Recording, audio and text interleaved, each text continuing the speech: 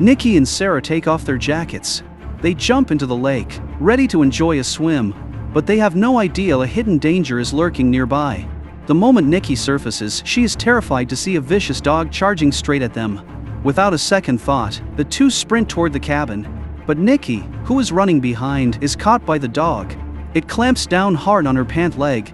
With the situation turning critical, John, who is skilled with a bow, quickly draws an arrow, but he accidentally hits Nikki instead.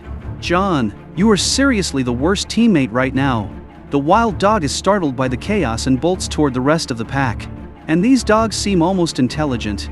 Back inside the cabin, Matt immediately pulls the arrowhead from Nikki's leg. He quickly bandages her wound. John keeps apologizing over and over at her side. The group then tries to figure out what is happening to these dogs. They also discuss how they might escape from this place. Still shaken, Noah cannot help but curse out loud. A dog that breaks into the cabin locks its eyes on Sarah and barks non-stop. Sarah is so frightened that she cannot move at all. Just as everyone is at a loss, the dog stares at Sarah for a few seconds and then launches an attack. With John and Matt working together, they finally bring the dog down. After this terrifying ordeal, the group decides it is no longer safe to stay here. After some discussion, they choose to leave the lakeside cabin. But when they reach the island dock, they realize something is wrong. Their seaplane has somehow drifted to the middle of the lake. Seeing this, John immediately jumps into the water and swims toward the plane. Nikki notices that the rope was bitten through by the dogs. Just as John is about to reach the plane, two dogs suddenly appear on the turning wing, clearly lying in wait. At the same time, dogs on the shore begin rushing toward the others. Fortunately, John swims fast enough to escape. His companions quickly pull him back onto the dock. Another dog leaps onto the dock from the opposite side. Now the dogs in the water begin climbing out and charging at them. At the critical moment, everyone manages to retreat back into the lakeside cabin, but the area around the cabin is now completely surrounded by dogs. To keep the dogs from breaking in again, they grab wooden planks and reinforce the doors and windows. Because Lone Wolf Island is remote and has no signal, they have no way to call for outside help. All they can do is come up with a new escape plan. At that moment, through the window, they spot a cable system stretched across the area. An idea immediately comes to mind. Matt quietly slips out through the back door. He successfully removes a pulley. Then he climbs onto the roof and secures the setup. Nikki, being the lightest, climbs onto the cable. She sets off, sliding toward the warehouse on the other side.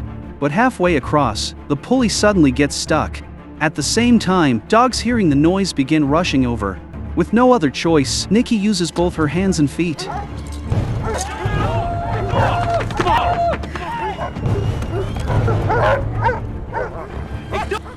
She slowly inches her way toward the warehouse. Just as the dogs arrive, she manages to climb inside. But no matter what she does, Nikki cannot start the car inside the warehouse. The vehicle has been unused for years and simply will not start. As she panics, not knowing what to do, a vicious dog suddenly jumps onto the car window. More and more dogs begin forcing their way into the warehouse. With no escape routes left, Nikki scrambles out through the sunroof. She makes a clean move and lands on a beam above.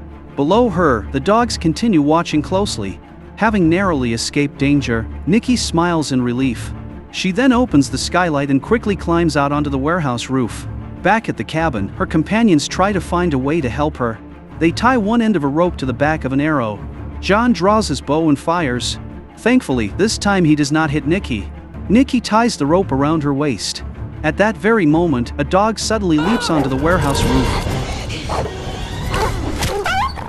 Although Nikki is rescued successfully, the group finds themselves trapped once again in the lakeside cabin. Night falls quickly. Exhausted, they cannot come up with an escape plan right away. Matt begins blaming everything on John. If John had not recklessly brought them to Lone Wolf Island, none of this would have happened. This leaves John feeling deeply frustrated. Just then, the lights in the cabin suddenly go out. Noah runs alone to the basement to fix the wiring, but the next second, he is knocked down by a dog that has slipped inside. Hearing Noah's screams, the others rush over to check on him. When they open the basement door, they are completely stunned. Noah's throat has been torn open by the dog. He is no longer breathing. The dog then lunges toward John and Matt. Outside, the other dogs also begin launching attacks. At this point, the cabin is no longer safe. The group cannot hold back the dog's relentless assault. With no other option, they rush up to the second floor. The attic becomes their only safe place. Dogs pour into the cabin from all directions. Matt is knocked down by a dog when he's caught off guard.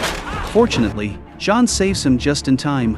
At last, they climb into the attic and narrowly survive.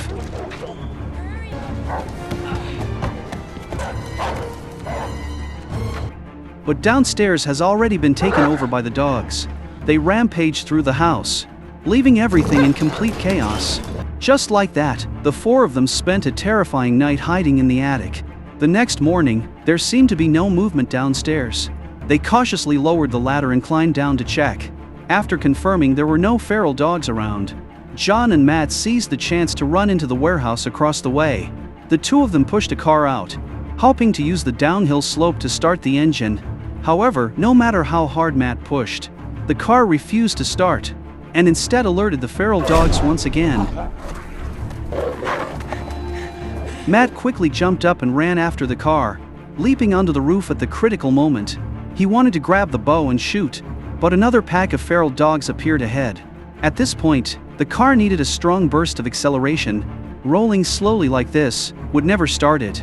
Just then, several more feral dogs rushed out in front. John sharply turned the wheel and charged toward the island's cliff. As the car picked up more and more speed, the engine finally roared to life. John slammed on the brakes, and the car stopped just inches from the cliff edge. He then quickly shifted into reverse and drove back. Just as Matt shouted for everyone to leave together, no one expected a feral dog to leap straight into the car.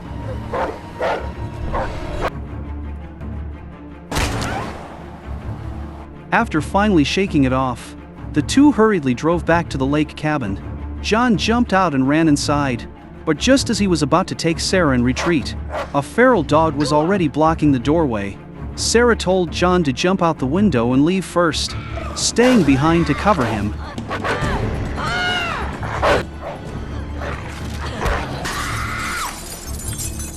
Watching his girlfriend meet such an end, John was overwhelmed with grief. At that moment, a large number of feral dogs were closing in, drawn by the noise. With no other choice, the three remaining survivors had to drive away.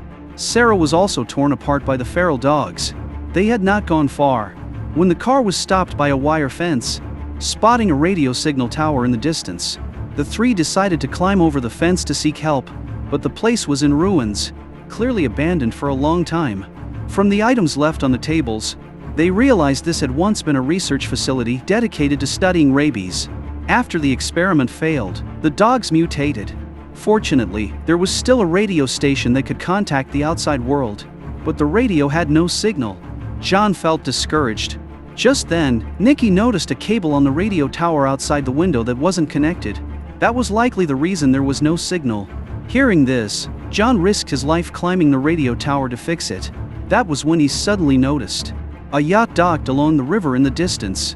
He quickly reconnected the cable. John signaled Nikki to turn on the power. That was when the accident happened. A short circuit caused a fire to break out in the basement. Outside, John forced himself to stand despite the pain, but several feral dogs suddenly charged at him.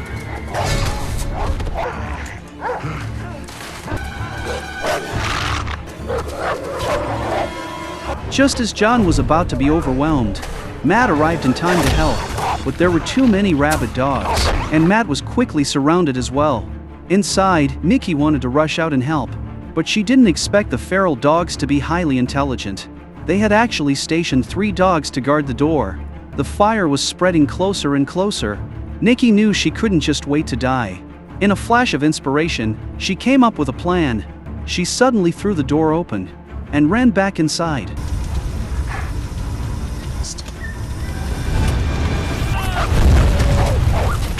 The violent explosion sent the feral dogs scattering in fear. Matt tried to rush in to save Nikki, but John held him back tightly. The feral dogs had already surrounded them again. It seemed the two of them would not escape their fate. They were given no chance to run. Just then, Nikki arrived in a car and rescued them. The two quickly jumped inside and sped away. The feral dogs chased closely behind. Soon, the car plunged into the water.